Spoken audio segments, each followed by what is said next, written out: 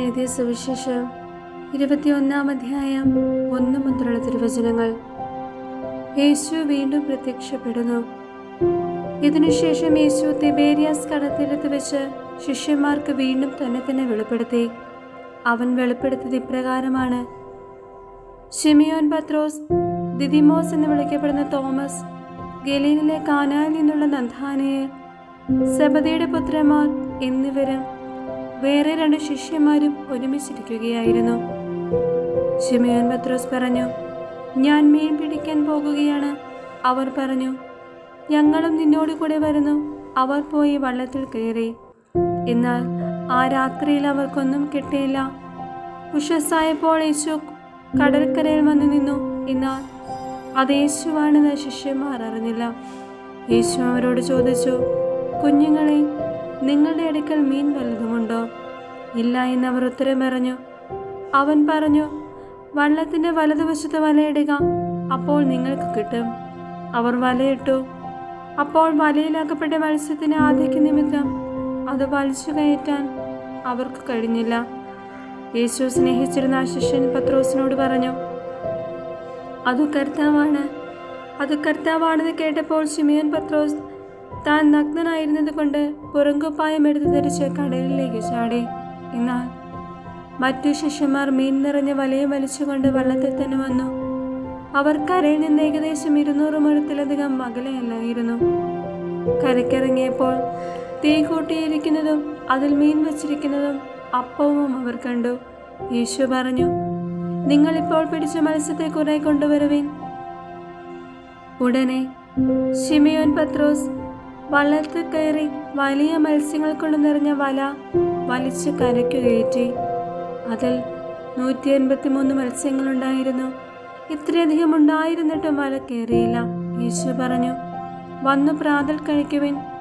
ശിഷ്യന്മാരിൽ ആരും അവനോട് നീ ആരാണെന്ന് ചോദിക്കാൻ മുതിർന്നില്ല. അത് കർത്താവാണെന്ന് അവർ അറിഞ്ഞിരുന്നു. യേശു വന്ന് അപ്പമെടുത്ത് അവർക്ക് കൊടുത്തു. അതുപോലെ തന്നെ മത്സ്യവും. യേശു മരിച്ചവരിൽ നിന്ന് ഉയർപ്പിക്കപ്പെട്ട ശേഷം ശിഷ്യന്മാർക്ക് പ്രത്യക്ഷപ്പെടുന്നത് ഇത് 3-ാം പ്രാവശ്യമാണ്. പത്രോസ് അജപാലകൻ.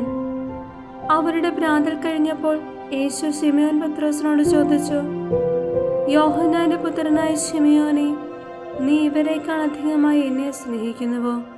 അവൻ പറഞ്ഞു, ഉവ്വ് കർത്താവേ, ഞാൻ നിന്നെ സ്നേഹിക്കുന്നുവെന്ന് നീ അറിയുന്നുവല്ലോ. യേശു അവനോട് പറഞ്ഞു, എൻ്റെ ആടുകളെ മേയ്ക്കുക. 2-ാം പ്രാവശ്യവും അവൻ ചോദിച്ചു, യോഹന്നാന്റെ പുത്രനായ ശിമിയോനെ, നീ എന്നെ സ്നേഹിക്കുന്നുവോ? അവൻ പറഞ്ഞു, ഉവ്വ് കർത്താവേ, ഞാൻ നിന്നെ സ്നേഹിക്കുന്നുവെന്ന് നീ അറിയുന്നുവല്ലോ. അവൻ പറഞ്ഞു, എൻ്റെ കുഞ്ഞാടുകളെ മേയ്ക്കുക. അവൻ 3-ാം പ്രാവശ്യം അവനോട് ചോദിച്ചു, യോഹന്നാന്റെ പുത്രനായ ശിമിയോനെ, നീ എന്നെ സ്നേഹിക്കുന്നുവോ? തന്നോട് 3-ാം പ്രാവശ്യവും നീ എന്നെ സ്നേഹിക്കുന്നുവെന്ന് അവൻ ചോദിച്ചതുകൊണ്ട് പത്രോസ് ദുഃഖിതനായി. അവൻ പറഞ്ഞു, കർത്താവേ, നീ എല്ലാം അറിയുന്നു. ഞാൻ നിന്നെ സ്നേഹിക്കുന്നുവെന്ന് നീ അറിയുന്നു. യേശു പറഞ്ഞു, എൻ്റെ കുഞ്ഞാടുകളെ മേയ്ക്കുക. സത്യം സത്യമായി ഞാൻ നിന്നോട് പറയുന്നു, ചെറുപ്പമായിരുന്നപ്പോൾ നീ സ്വയം അരമറുക്കുകയും ഇഷ്ടമുള്ളിടത്തേക്ക് പോവുകയും ചെയ്തിരുന്നു. എന്നാൽ പ്രായമാകുമ്പോൾ നീ നിന്റെ കൈകൾ നീട്ടുകയും മറ്റൊരുവൻ നിന്റെ അരമുറുക്കുകയും നീ ആഗ്രഹിക്കാത്തിടത്തേക്ക് നിന്നെ കൊണ്ടുപോവുകയും ചെയ്യും. ഇതവൻ പറഞ്ഞത് ഏത് വിധത്തിലുള്ള മരണത്താൽ പത്രോസ് ദൈവത്തെ മഹത്വപ്പെടുത്തുമെന്ന് സൂചിപ്പിക്കാനാണ്. അതിനുശേഷം യേശു അവനോട് എന്നെ അനുഗമിക്കുക എന്ന് പറഞ്ഞു. യേശുവും വത്സല ശിഷ്യനും. പത്രോസ് തിരിഞ്ഞു നോക്കിയപ്പോൾ യേശു സ്നേഹിച്ചിരുന്ന ആ ശിഷ്യൻ പിന്നാലെ വരുന്നത് കണ്ടു. ഇവനാണ് താഴ് സമയത്ത് യേശുവിനെ വിശ്വസിച്ച് ആരി കിടന്നുകൊണ്ട്, കർത്താവേ, ആരാണ് നിന്നെ ഒറ്റുകൊടുക്കുവാൻ പോകുന്നതെന്ന് ചോദിച്ചത്. അവനെ കണ്ടപ്പോൾ പത്രോസ് യേശുവിനോട് ചോദിച്ചു, കർത്താവേ, ഇവന്റെ കാര്യമെന്ത്? യേശു പറഞ്ഞു, ഞാൻ വരുന്നത് വരെ ഇവൻ ജീവിച്ചിരിക്കണമെന്നാണ് എൻ്റെ ഹിതമെങ്കിൽ നിനക്കെന്ത്? നീ എന്നെ അനുഗമിക്കുക. ആ ശിഷ്യൻ മരിക്കുകയില്ല എന്നൊരു സംസാരം സഹോദരരുടെ ഇടയിൽ പരന്നു. എന്നാൽ അവൻ മരിക്കുകയില്ല എന്നല്ല യേശു പറഞ്ഞത്. പ്രത്യുത, ഞാൻ വരുന്നത് വരെ അവൻ ജീവിച്ചിരിക്കണമെന്നാണ് എൻ്റെ ഹിതമെങ്കിൽ നിനക്ക് എന്ത് എന്നാണ്. ഈ ശിഷ്യൻ തന്നെയാണ് ഈ കാര്യങ്ങൾക്ക് സാക്ഷ്യം നൽകുന്നത്. ഇവ എഴുതിയത് ഇവന്റെ സാക്ഷ്യം സത്യമാണെന്ന് ഞങ്ങൾക്കറിയാം. യേശു ചെയ്ത പല കാര്യങ്ങളുമുണ്ട്. അതെല്ലാം എഴുതിയിരുന്നെങ്കിൽ ആ ഗ്രന്ഥങ്ങൾ ഉൾക്കൊള്ളാൻ ലോകത്തിന് തന്നെ സാധിക്കാതെ വരുമെന്നാണ് എനിക്ക് തോന്നുന്നത്.